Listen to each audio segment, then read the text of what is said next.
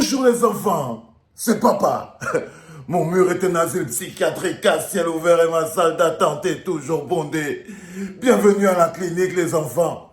Il y a un vieux proverbe qui dit souvent chez nous que même si tu n'aimes pas le lièvre, même si tu n'aimes pas le lièvre, il faut reconnaître qu'il court vite. C'est que même si tu n'aimes pas le lièvre, si tu n'aimes pas le lion, il faut reconnaître que son coup de griffe peut t'abattre. Même si tu n'aimes pas l'éléphant, ne viens pas rabaisser sa capacité à avoir que son empreinte de son pied peut t'écraser. Même si tu n'aimes pas Dr Dadis Camara Samuel Eto'o, hein?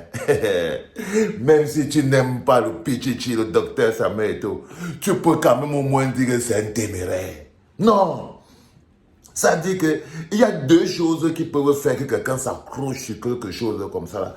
Soit c'est toute sa vie qui en dépend, soit il va partir. Ça veut dire que pour quelqu'un s'accroche comme ça, c'est que c'est toute sa vie qui en dépend.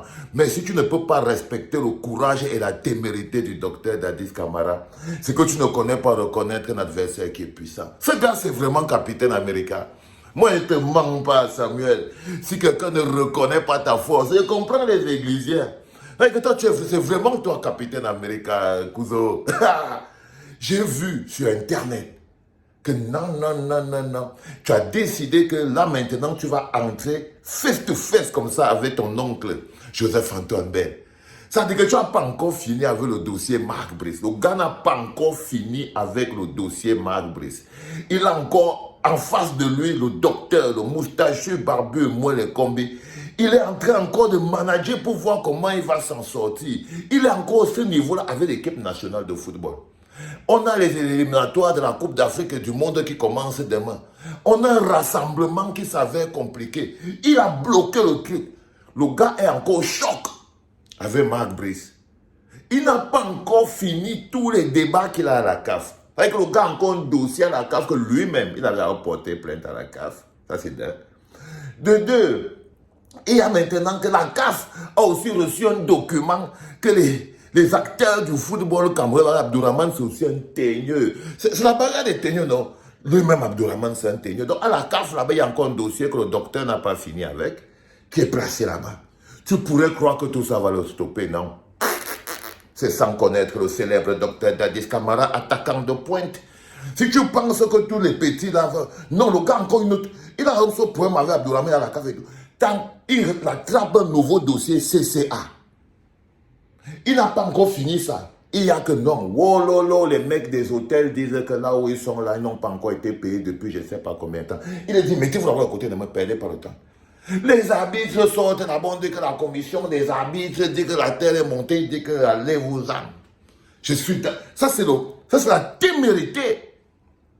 Ça, c'est la témérité. Et c'est pas que, oh, tu peux voir que... Non, il n'y a pas de débat, hein, c'est lui qui a toujours raison. C'est lui qui a toujours raison. Tout le reste là, c'est des jaloux, aigris, qui sont fâchés parce qu'on a fermé le robinet et tout ça là. La seule personne qui a raison dans cette histoire, c'est le docteur Dadis Camara. C'est pour ça qu'il ne peut pas laisser les autres. Les autres n'ont pas raison. La seule personne qui a raison sur tout là, et c'est lui aussi le seul qui aime vraiment le football. Il est le seul qui connaît le football. Il est le seul qui aime les lions indomptables et tout. C'est à lui que le ciel même avait laissé les lions indomptables en héritage. Donc, comment c'est que les gars croient qu'il va venir? Il ne va pas risquer son héritage et tout. Donc, pendant qu'il est en train de ménager tous les fronts là, c'est-à-dire que pendant qu'il est en train de mettre tout le monde à terre, là, le gars a tordu le moustachu, moi, le combi, il a cassé à terre, Je viens lire sur Internet que le gars a décidé que non, il va boycotter les stades de Joseph-Antoine Bell. Pour ceux qui ne connaissent pas la petite histoire, Joseph-Antoine Bell, maintenant, lui-même, dans les chocos, parce que Joseph-Antoine Bell lui-même, c'est un enfant de Pomba, non? Tout ça, c'est les enfants de Pomba. Ils sont en train de se disputer l'héritage de Pomba. Joseph-Antoine Bell, enfant de Pomba. Jérémy Soren-Jitap, enfant de Pomba. Le docteur Samuel Eto'o, enfant de Pomba. Le football, c'est l'héritage que Pomba les a donné. Parce que même le gars que vous entendez là, que Oumam Big François, c'est aussi un enfant de Pomba. enfant de Pogba, Idriss Carlos Kameni, enfant de Pogba. Tous les joueurs que vous voyez là, c'est des sardines plus. C'est des sardinettes de bas de gamme. Ça veut dire que le Cameroun peut s'écrouler, ce n'est pas leur problème. Donc, ils sont les enfants de Pogba et ils sont en train de se disputer. Là, parce que je vous dis clairement, ils sont en train de se disputer l'héritage de Pogba. À qui c'est que Pogba va laisser le football? Parce que même Roger Mila était l'enfant de Pogba, mais il est devenu le frère de Pogba, il est quitté sur les pommes. En ce moment, il ne veut même pas que son nom soit prononcé là-dessus. Il ne veut même pas, vous n'avez pas vu le gars qu'on appelle Idriss Carlos Kameni. On a prévenu Idriss Carlos Kameni, c'est là que, hé Kameni. Donc c'est tu aussi, toi aussi, tu vois qu'un truc est piégé comme ça, tu pars, on n'avait pas compris que non, lui-même, il veut sa part d'héritage. Les gars sont en train de se partager le pays. Chacun veut sa part d'héritage et tout. Donc, tous ces enfants, c'est les enfants de Pogba.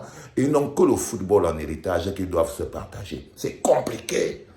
C'est compliqué. Ça dit que, mais ils n'ont pas le même pouvoir. Dès cet instant, donc, le docteur Dadis Camara, je viens donc de regarder sur Internet, parce que j'étais sur la route, je suis en train d'aller à Marseille parce que je dois m'entraîner avec les mecs de puissance. Eh les gars, entre parenthèses, vous avez vu le pyjama? Voilà, c'est mon bon cœur et l'amour qui va me tuer. Là, je vous explique rapidement le pyjama que vous avez vu là. Celui qui n'a pas vu le pyjama descend au deuxième podcast. En soie de Chine. C'est un pyjama qui te caresse la peau. J'ai trouvé ça magnifique. Et j'ai dit que quand il va finir, je donne ça. Donc c'est un pyjama que quand on dit que tu es un VIP de la fête de l'amour, quand on dit que tu es un VIP, le VIP, si tu n'as pas 200 euros, tu n'es pas un VIP, il ne faut pas aller écraser les pieds des VIP. Donc à 200 euros VIP, au calme, que ce soit à la Madeleine, que ce soit au cabaret sauvage, tu as ce pyjama en soie de Chine, magnifique, hein, qui te couvre la peau, qui t'habille. Tu peux utiliser aussi ce pyjama même pour partir déposer les enfants à l'école. Tu peux utiliser ce pyjama pour t'habiller dans la maison, faire le jardin. Ça te caresse seulement la peau, c'est quelque chose de magnifique. 200 euros pour entrer. Donc tu as 200 euros, tu as une place de concert VIP, une coupe de champagne, le dernier CD de Valsero et le magnifique pyjama qui s'appelle The Daddy. Ça s'appelle le The Daddy. Ok, les enfants, n'oubliez pas. Je vous ai dit qu'on se prête à faire quelque chose qui a la super classe dans l'amour et le bonheur. Ne nous trompons pas. Maintenant qu'on a fini de parler des bonnes choses, allons mettre encore nos pieds dans le Punga Punga maintenant. Donc, de retour donc dans le Punga Punga, le gars a donc décidé qu'il va donc boycotter parce que tout le temps, Joseph-Antoine Bell lui fait le chantage. Tout le temps, Joseph-Antoine Bell lui fait le chantage. Le gars veut jouer, Joseph-Antoine Bell coupe la lumière. C'est-à-dire que le gars a à peine commencé le match, les joueurs sont déjà en train de jouer. Tant Joseph-Antoine Bell, le sec aussi, il vient, il coupe la lumière. Il coupe la lumière, il coupe l'eau, les joueurs jouent, ils font pipi partout par terre, on ne nettoie pas les stades, tout est toujours très sale. Les gars ne comprennent pas. Joseph-Antoine Bell dit que bon, à partir de maintenant, si vous-même vous ne me choquez pas, vous ne venez pas jouer dans mes stades. C'est aussi mon héritage ici. Là. Donc non, je suis là. Si vous ne me choquez pas, vous n'allez pas jouer dans mon stade. Du coup, tant les gars sont obligés de choquer Joseph-Antoine Bell. Ils sont obligés de choquer Joseph-Antoine Bell. Ils vont faire comment? Joseph-Antoine, il disait qu'il ne le choque pas. Il préfère quitter le stade. Donc la Coupe du Cameroun va se jouer dans les centres de formation. Tout l'argent des stades qu'on avait dépensé là. Stade d'Olembe, stade de Bipanda, stade de... Tout l'argent qu'on avait dépensé pour construire les stades là. J'étais en brousse. Et j'étais en brousse. Le Cameroun. Allez les enfants. Pour ceux qui sont à Marseille, ils savent. Ceux qui sont à Paris savent que c'est le 14 septembre.